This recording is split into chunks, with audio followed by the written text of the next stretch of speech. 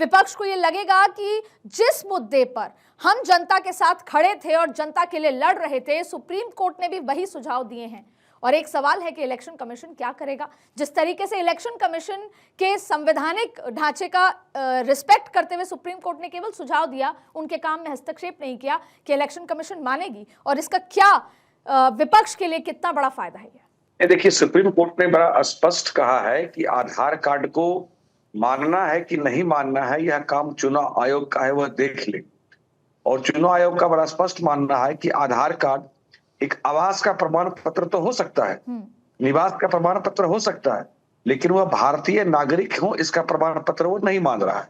ये काम चुनाव आयोग का है। जो चुनाव आयोग का काम है उसमें हम, मुझे लगता है कि हम राजनीतिक दलों को बहुत प्रक्रिया नहीं देनी चाहिए। वो एक स्वायत्त संस्था है, ऑटोनोमस बॉडी है, वो अपना काम कर रही है, करने देना चाहिए उसे। तो किसको मानना नहीं मानना ये उसका काम है, इस पे अपना हम सर क्यों खपाएं।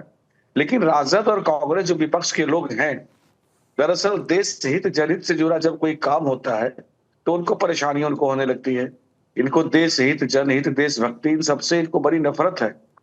ये हर 20-22 साल में ये पुनरीक्षण का कार्यक्रम होता है। कोई पहली बार हो रहा है ऐसा नहीं है।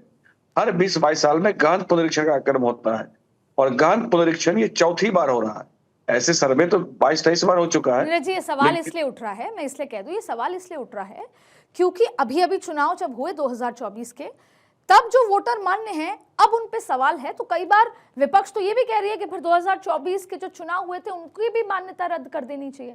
जब अभी वोटर्स थे और अब वोटर नहीं है, उन्हीं पर सवाल है निशान। इसलिए बहुत बढ़िया सवाल आपका, मैं बता देता हूं। 2024 के चुनाव के बाद ही तेजस्वी यादव ने लिखित रूप से चुनाव आयोग में शिकायत किया था कि वोटर लिस्ट में कुछ फर्जी वोटर हैं, आप उनकी जांच करें, उनको हटाएं।